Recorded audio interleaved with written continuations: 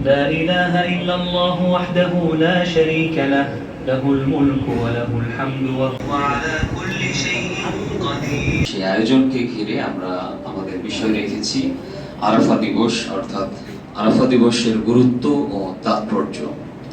তখন ওমর ইবনুল খাত্তাব রাদিয়াল্লাহু আনহু বলছেন যে আরাফনা যালিকাল ইয়াউমা, আমি ভালো করে জানি বা আমরা ভালো করে জানি এই দিনটি কোন দিন। এরপরে তিনি বলছেন তিনি বলছেন যে ইয়াউমু আরাফাতা ওয়া ইয়াউমুন নাহরি ওয়া আইয়ামুত তাশরিক, আরাফার দিবস, কুরবানির দিন এবং কুরবানির দিনের পরে 11, 12, 13 এই 3 দিন, আইয়ামে তাশরিকের এই 3 দিনও ঈদুনা আহলাল ইসলাম, আমাদের জন্য, মুসলিমদের জন্য ঈদের দিন। সুবহানাল্লাহ। তার মানে আজকের এই দিন হজ্জের জন্য উকুফে আরাফা করছে, তারা ছাড়া বহিরাগত যারা আছে তাদের জন্য সিয়াম, কিন্তু যারা আরাফায় অবস্থান করবে তাদের জন্য মুসনাদ আহমদের হাদিস অনুযায়ী সিয়াম রাখা জায়েজ নাই। আরাফার দিনে আল্লাহ তাআলা জাহান্নাম থেকে অধিক সংখ্যক মানুষকে মুক্তি দান করে দেন। সুবহানাল্লাহ বিহামদি।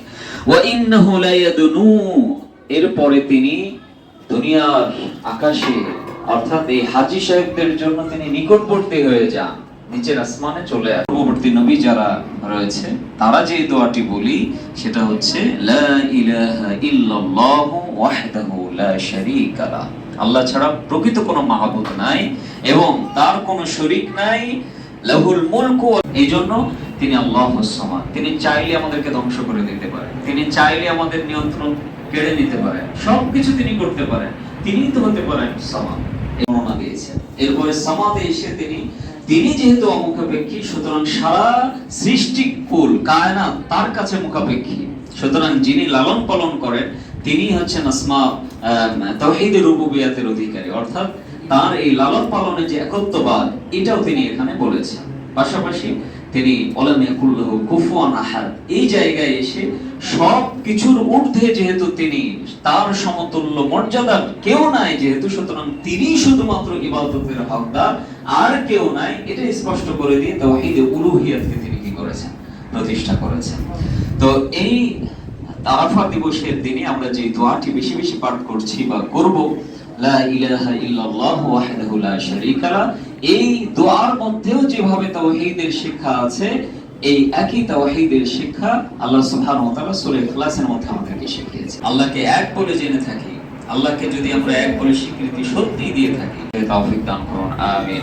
কেননা আল্লাহ রাসূল সাল্লাল্লাহু আলাইহি ওয়াসাল্লাম আমাদেরকে নির্দেশ দিয়েছেন, ইয়াকাল মাসিয়া, তোমরা পাপ থেকে বেঁচে থাকো। পাপ এমন একটা ভয়ঙ্কর বিষয়, যদি কেউ পাপে নিমজ্জিত হয় তাহলে আল্লাহ তাআলার ক্রোধ তার উপরে চেপে বসবে, না কারো কঠোরতা আরোপিত হয়ে যায়, বা আমি মানসিক ভাবে উত্তরকে তোমার দিনের উপরে নিয়ন্ত্রিত রাখো, এই দোয়াগুলি আমাদেরকে বেশি বেশি করার চেষ্টা করতে হবে। আল্লাহ তাআলা আমাদের সকলকে সেই তৌফিক দান করুন, আমিন। যেহেতু আমাদের এখানে বেশ কিছু মা বোনরা উপস্থিত হয়েছেন, তাদের উদ্দেশ্যে আমরা সংক্ষিপ্ত কথা বলবো। আল্লাহ রাসূল সাল্লাল্লাহু আলাইহি ওয়াসাল্লাম একবার জাহান্নাম প্রদর্শনে গিয়ে তিনি দেখলেন জাহান্নামের অধিকাংশরা হচ্ছে নারী, আর মা বোনদের মধ্যে অত্যাধিক পাপের যেটা প্রবণতা বেশি থাকে সেটা হচ্ছে গীবত শেখায়। মা বোনরা যখন এক জায়গায় থাকে তখন কথায় কথায় তারা গীবত শেখায়ত করে, এটা আমরা খুবই ভালোভাবে উপলব্ধি করি। গ্রামাঞ্চল হচ্ছে পর্দার খিলাফ, ভাই রয়েছে, চাচতো ভাই, খালাতো ভাই, মামাতো ভাই, আর দেবর, ভাসুর, আর পাড়াপড়শি ভাই, এদের সাথে না, নারীদের কণ্ঠেরও হেফাজত করতে হবে। আল্লাহ সুবহানাহু ওয়া তাআলা কোরআনুল কারীমে বলছেন, ফাসআলুহুন্না মিন ওয়ারাই হিজাব, তাদের কাছে যদি কোনো কিছু চাইতে হয় তাহলে পর্দার আড়াল থেকে চাইতে হবে, তাদের সাথে সরাসরি ফেস টু ফেস কথা বলার কোনো সুযোগ নাই। যদি একসাথে অনেক মানুষ থাকে সেক্ষেত্রে পর্দা ঠিক থাকে, সেই জায়গায় মানে খেয়ালে আছে বা দৃষ্টিতে আছে। এজন্য বিশেষভাবে যারা আল্লাহ তাআলার আনুগত্য, তাওহীদের শিক্ষা উপলব্ধি করছি, পাশাপাশি আমরা আগামী কালের পরেই যেহেতু ঈদুল আযহা, সেটাও আমাদের জন্য অনেক বড় একটা পরীক্ষা, পাশাপাশি আমাদের জন্য আনন্দের, সেই ইবাদতটাও যেন আমরা সুন্দরভাবে করতে পারি। আল্লাহ তাআলা আমাদের সেই তৌফিক দান করুন, আমিন। আমাদের মধ্যে যারা অসুস্থ রয়েছে আল্লাহ তাআলা প্রত্যেককে শিফা দান করুন। আমাদের মধ্য থেকে যারা, আসসালামু আলাইকুম ওয়া রাহমাতুল্লাহি ওয়া বারাকাতুহু।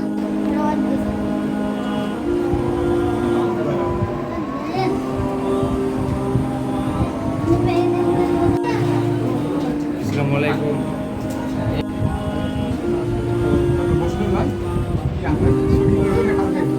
অপেক্ষা করছি।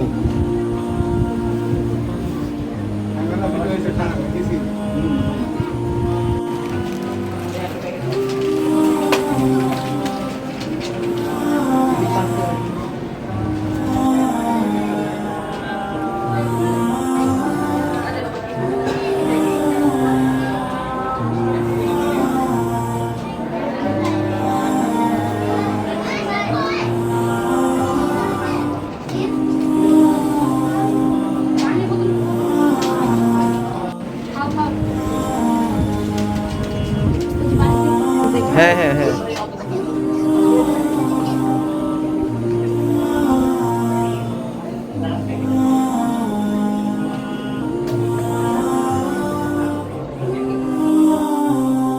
শুভ ভাই, আপনাকে